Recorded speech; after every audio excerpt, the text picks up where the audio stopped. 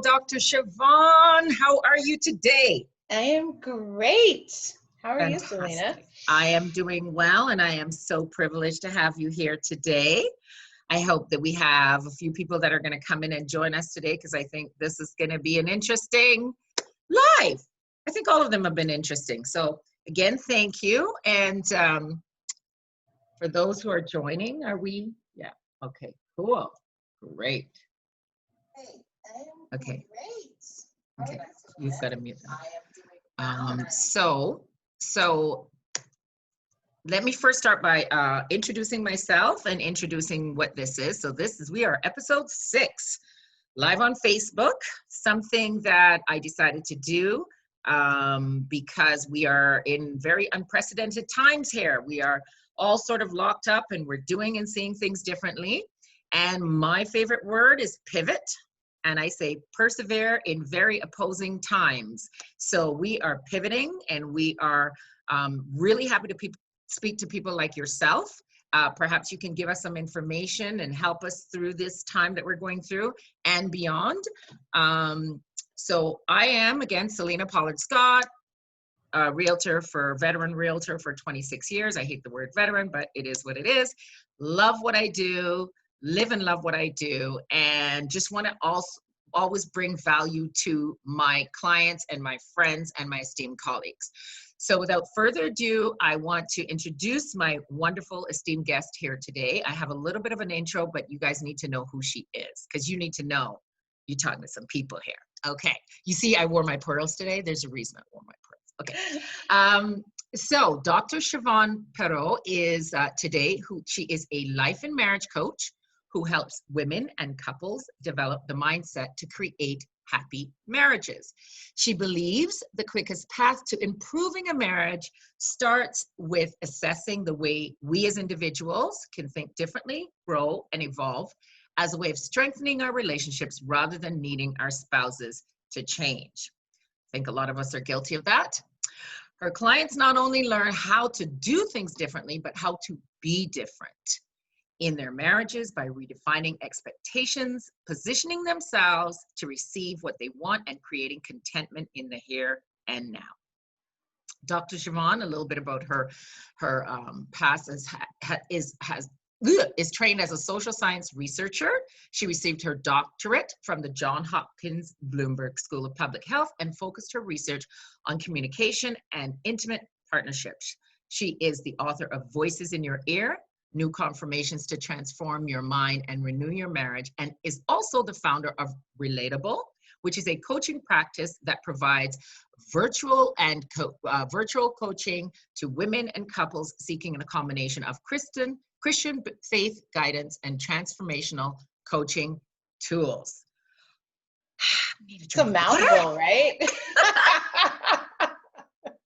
Welcome, Dr. Chavonne. Thank you for coming. Yes, thank you for having me. Appreciate you so much. So I want to start by talking about COVID and talking about how you may have seen this impact on your practice. Are you hearing different things now than you heard pre-COVID from the couples that you are currently coaching? Yeah, great question. So the way that it's impacted my practice is I think it has helped people to elevate and prioritize the things that have sort of been swept under the rug, right? So we're in, and I'm based in the United States, right? Yes. So, and forgot to say that, guys. Yes. Yeah, it's okay. But, I live in the Northeast of the United States, where when COVID happened, that's where it happened first. Right. And so, a lot of my clients, it's sort of like, now we're home. Now, employment might be a little bit topsy-turvy, or hours might be reduced, or I'm working from home all of the time now while also homeschooling. And so the demands that have been placed on families, the demands that have been placed on individuals is at an all-time high. And so whatever was sort of bubbling underneath the surface in terms of communication issues or connection issues or feeling like you're a team, that is one of the biggest things that I think a lot of my clients and my couples are searching right? Like you add on top of that the chaos and the pandemonium that something like this brings, and it just, illustrates to people how maybe they don't actually have all the tools they need, that the things they could sort of like turn a blind eye to are now really in their face, and they must figure out a way of navigating it better. So on that note, what would one tool be in your toolkit that you would, just one thing that you would suggest that couples who are facing that, or just, people in relationship even, right? So it could even be, the familial mother, daughter, that type of thing. What's one tool that you think people could use in this time? Yeah, it's hard to, I'll do like a tool pair, because, Okay. it's sort of like two sides of the same coin. And I think Right. one of them is really just being in a place where you are willing to renegotiate the expectations that you've always had, right? So a lot of Mm-hmm. times we will look at our spouses, and I work with a lot of women, so it's sort of like they'll look at their husband and say, like, he should be doing X, Y, and Z, right? But he's not doing X, Y, and Z. And you've asked him, and you've complained, and you argued about it, right? And For you've how many kvetched and months, you've done how many everything. years, right? Mm-hmm. And so many people are resistant to looking at the expectation, right? And challenging the expectation, like, is this even the right expectation to have? And when you're open to doing that, I think what it does is it, opens the door to the other side of this, which is taking responsibility. And the way I like to look at that is like, if it is to be, it's up to me. Meaning, right? Like you can Mm-hmm. say that in a way that's like resentful, like I can't depend on this person, or you can say it from a place of empowerment, where it's like, I want this done a certain way. This is a priority for me, and you feel good that it's a priority for you, and also don't mandate that it's a priority for the other person as well. So Mm-hmm. one of the things, and I talk about this actually, in so I have a podcast, and I talked about, it was the first week COVID hit here in the Northeast, and we were like all, at home, and I wrote about how I had an extraordinary week Mm-hmm. and why that was. And one of the key things was allowing my husband to have his own priorities with how he spent his time, what he did, and also owning my priorities and taking responsibility for them rather than trying to make them his priorities as well. Was that hard? It wasn't. Oh, I mean, well, Really? this is, it is. So here's the thing. I was actually talking with a client about this. The hardest part is making the shift in your mindset. But Right. once you do it, it's the path of least resistance, because otherwise you're always trying to convince, you're always, trying to figure out, how do I explain this in a way that he understands? How do I get him to understand it? Why doesn't he understand it? You spend and you spend and you spend trying to figure out how to move the rock, right? Right. Rather than just Right. like walking 3 extra steps around it and then moving on. And you I think you made a point, and you said, it's the path of least resistance, merely because it's your mind. It's your mind. You can manage your mind, but you can't manage anybody else's mind, right? And Exactly. then you make yourself miserable in the process of doing that. Yeah, Right. for Okay. sure. Okay. So, along that path, what I am also seeing, unfortunately, in these times, is I'm actually seeing breakups happening. And so one question I would have for you is, how do you stand for your marriage if your spouse wants to leave? I literally coached someone on this today, like just a couple of hours ago, right? Okay. And here's my perspective on it. I think you have to some degree, allow your spouse to be where they are, right? Like Mhm. they have a set of experiences, they have a set of beliefs that's leading them to feel like that's the right choice for them, right? Mhm. Mhm. And if they leave, like, then obviously you can't drag them back. But I always like to say that in any given moment in your marriage, what is happening is just a snapshot in time, right? It's a snapshot in Mhm. time. It's one moment in time. And so if what you really desire is to reconcile the marriage, if what you really want is to stand for the marriage, then the way you do that is you become the wife, right? Or the husband, depending on whom it is, that is operating the way you want to operate, right? So just because they've said, I don't want to be in this marriage anymore, doesn't mean that you then have to withdraw.